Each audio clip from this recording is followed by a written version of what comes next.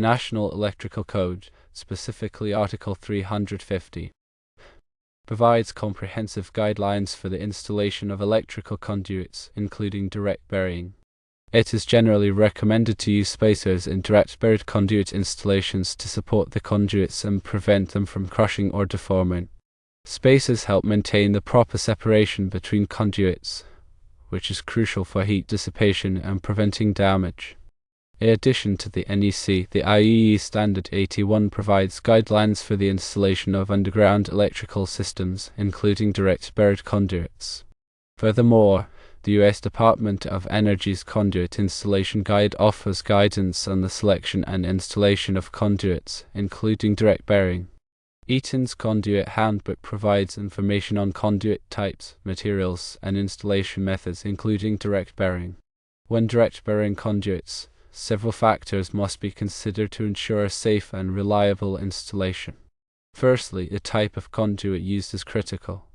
Common conduit materials for direct burial include rigid metal conduit or RMC, intermediate metal conduit or INC, rigid polyvinyl chloride or PVC, and high-density polyethylene or HDPE.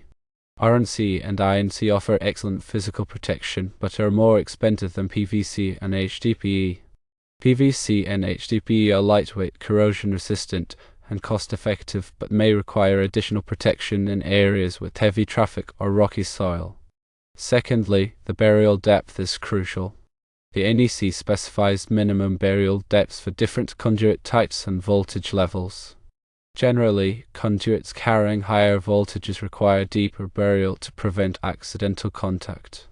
The depth also depends on the presence of a concrete encasement. Thirdly, proper spacing between conduits is important. Spacers are used to maintain a consistent separation, which aids in heat dissipation. When multiple conduits are buried together, the heat generated by the conductors inside can accumulate, potentially leading to overheating and insulation damage. Spacers ensure adequate airflow around the conduits, preventing this issue. Fourthly, backfilling is an important step. The backfill material should be free of sharp rocks and debris that could damage the conduits. It is recommended to use a sand or fine gravel layer immediately surrounding the conduits, followed by native soil. Compacting the backfill in layers helps to prevent settling and maintain the proper burial depth. Fifthly, marking the location of the buried conduits is essential. Warning tape or detectable warning mesh should be placed above the conduits before backfilling. This helps prevent accidental damage during future excavation work. The warning tape should be buried at a depth that is likely to be encountered before reaching the conduits. Sixthly, grounding is crucial for metallic conduits. Metallic conduits should be properly grounded to provide a path for fault current in case of a short circuit. Grounding electrodes, such as ground rods or ground plates, should be installed and connected to the conduit system. The grounding system should comply with the NEC requirements. Seventhly, conduit bending and joining require specific techniques. When bending conduits, use appropriate bending tools to avoid kinking or damaging the conduit. Follow the manufacturer's recommendations for joining conduits using approved fittings and connectors. Ensure that all joints are watertight to prevent water from entering the conduit system. Eighthly, consider the soil conditions. Soil conditions can affect the long-term performance of buried conduits. Corrosive soils can damage metallic conduits, requiring the use of corrosion-resistant materials or coatings. Unstable soils can cause settling or shifting of the conduits, potentially leading to damage. Conduct a soil analysis to determine the appropriate conduit type and installation methods. Ninthly, adhere to local codes and regulations. Local codes and regulations may have additional requirements for direct burial conduit installations. Check with the local electrical inspector or building department to ensure compliance with all applicable codes. Tenthly, document the installation thoroughly. Keep a record of the conduit layout, burial depths, spacing, and grounding system. This documentation can be helpful for future maintenance or repair work. The documentation should include a site plan showing the location of the buried conduits and any other relevant information. When selecting spacers, several factors should be considered. Firstly, the material of the spacer is important. Common spacer materials include plastic, concrete, and steel. Plastic spacers are lightweight and corrosion resistant, while concrete spacers offer excellent physical protection. Steel spacers are strong and durable, but may require corrosion protection. Secondly, the size and shape of the spacer should match the conduit size and spacing requirements. Spacers are available in various sizes and shapes to accommodate different conduit configurations. Choose spacers that provide adequate support and separation for the conduits. Thirdly, the installation method for the spacer should be considered. Some spacers are designed to be installed before the conduits are placed, while others can be installed after the conduits are in place. Choose spacers that are easy to install and provide a secure connection to the conduits. When installing direct buried conduits, it is important to follow a systematic approach. Firstly, plan the conduit layout and determine the burial depths and spacing requirements. Secondly, excavate the trench to the required depth and width. Thirdly, prepare the trench bottom by removing any sharp rocks or debris. Fourthly, install the conduits and spacers, ensuring proper alignment and spacing. Fifthly, backfill the trench in layers, compacting each layer to prevent settling. Sixthly, mark the location of the buried conduits with warning tape or detectable warning mesh. Seventhly, connect the conduits to the electrical system and test for proper grounding. Finally, document the installation thoroughly, including the conduit layout, burial depth, spacing, and grounding system. Regarding specific conduit types, RMC offers the highest level of physical protection and is suitable for applications where the conduit may be subject to mechanical damage. It is typically made of galvanized steel and is threaded for connection. IMC is a lighter weight alternative to RMC, offering similar physical protection but at a lower cost. It is also made of galvanized steel and is threaded for connection. PVC is a non-metallic conduit that is lightweight, corrosion-resistant, and easy to install. It is suitable for direct burial in most soil conditions but may require additional protection in areas with heavy traffic or rocky soil. HDPE is another non-metallic conduit that is similar to PVC in terms of weight and corrosion resistance. It is often used for underground applications due to its flexibility and resistance to cracking. When selecting a conduit material, consider the following factors. Firstly, the soil conditions. Secondly, the burial depth. Thirdly, the voltage level. Fourthly, the physical protection requirements. And fifthly, the cost. Soil conditions can affect the long-term performance of buried conduits. Corrosive soils can damage metallic conduits, requiring the use of corrosion-resistant materials or coatings. Unstable soils can cause settling or shifting of the conduits, potentially leading to damage. The burial depth is also an important consideration. Deeper burial depths provide greater protection from mechanical damage but may also increase the cost of installation. The voltage level of the conductors inside the conduit can also affect the choice of conduit material. Higher voltage levels may require the use of conduits with higher insulation ratings. The physical protection requirements of the application should also be considered. If the conduit is likely to be subject to mechanical damage, a more robust conduit material, such as RMC or IMC, may be necessary. Finally, the cost of the conduit material should be considered. RMC and IMC are generally more expensive than PVC and HDPE. In addition to the conduit material, the fittings and connectors used to join the conduits are also important. Fittings and connectors should be compatible with the conduit material and should provide a watertight seal to prevent water from entering the conduit system. Common types of conduit fittings include couplings, elbows, tees, and adapters.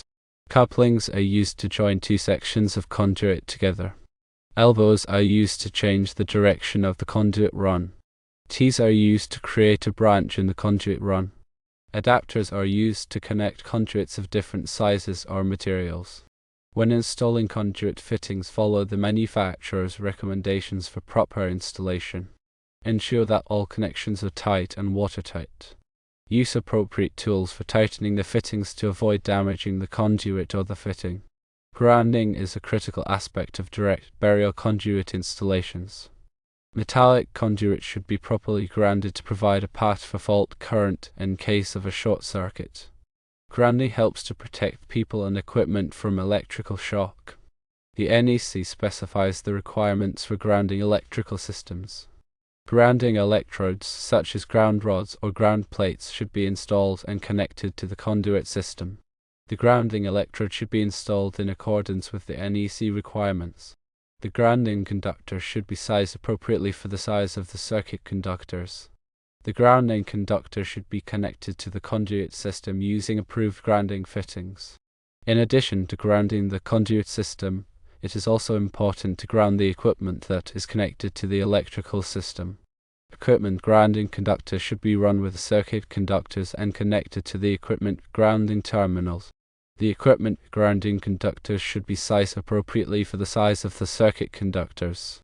The equipment grounding conductors should be connected to the equipment grounding terminals using approved grounding fittings. When installing direct burial conduits, it is important to consider the environment in which the conduits are being installed. Environmental factors such as temperature, humidity, and soil conditions can affect the performance of the conduit system. In areas with extreme temperatures, it may be necessary to use conduits that are rated for high or low temperatures. In areas with high humidity, it may be necessary to use conduits that are corrosion resistant. In areas with corrosive soils, it may be necessary to use conduits that are made of corrosion-resistant materials or coatings. It is also important to consider the presence of any underground utilities in the area where the conduits are being installed. Before excavating, contact the local utility companies to locate any underground utilities. Avoid damaging any underground utilities during the excavation process. If any underground utilities are encountered, contact the utility company immediately. In summary, direct burial conduit installations require careful planning and execution to ensure a safe and reliable electrical system.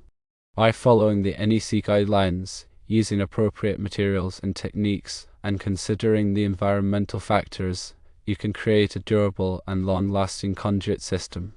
Remember to consult with a qualified electrical contractor if you have any questions or concerns about direct burial conduit installations. They can provide valuable guidance and ensure that the installation is done correctly and safely. Finally, always prioritize safety when working with electricity. To energize the electrical system before working on any electrical components, wear appropriate personal protective equipment such as gloves and safety glasses. Follow all safety procedures and precautions to prevent electrical shock or other injuries. By following these guidelines, you can safely and effectively install direct burial conduits and create a reliable electrical system. Remember that this information is for educational purposes only and should not be considered a substitute for professional advice. Always consult with a qualified electrical contractor before undertaking any electrical work. They can assess the specific requirements of your project and provide tailored recommendations. Stay safe and enjoy your electrical project. The information provided in this guide is intended to be a general overview of direct burial conduit installation. It is not intended to be a comprehensive guide and should not be used as a substitute for professional advice. Always consult with a qualified electrical contractor before undertaking any electrical work. They can assess the specific requirements of your project and provide tailored recommendations. Stay safe and enjoy your electrical project. Firstly, it's important to know that direct burial conduit installations should always comply with the most current edition of the National Electrical Code or NEC and any applicable local codes and regulations. Secondly, before starting any excavation, always call your local one-call center to locate any underground utilities. This will help prevent damage to existing infrastructure and ensure safety. Thirdly, select the appropriate type of conduit for direct burial based on the application, soil conditions, and NEC requirements. Common options include rigid metal conduit, intermediate metal conduit, PVC conduit, and HDPE conduit. Fourthly, the burial depth must meet NEC requirements, typically varying based on the voltage level and location. Deeper burial depths provide better protection against mechanical damage. Fifthly, use proper spacing between conduits to facilitate heat dissipation. Spacers or duct banks can help maintain the required separation. Sixthly, backfill the trench with suitable material, such as sand or gravel, to protect the conduits from damage. Avoid using sharp rocks or debris. Seventhly, install warning tape or detectable warning mesh above the conduits to alert future excavators. Eighthly, ensure proper grounding of metallic conduits to provide a path for fault current. Follow NEC requirements for grounding electrode systems. Ninthly, use appropriate fittings and connectors that are listed for direct burial applications and provide a watertight seal. Tenthly, document the installation with accurate records of conduit locations, burial depths, and materials used. This information is crucial for future maintenance and repairs. Remember to always prioritize safety and consult with a qualified electrical contractor for any direct burial conduit installation project. They can ensure compliance with all applicable codes and regulations and provide expert guidance.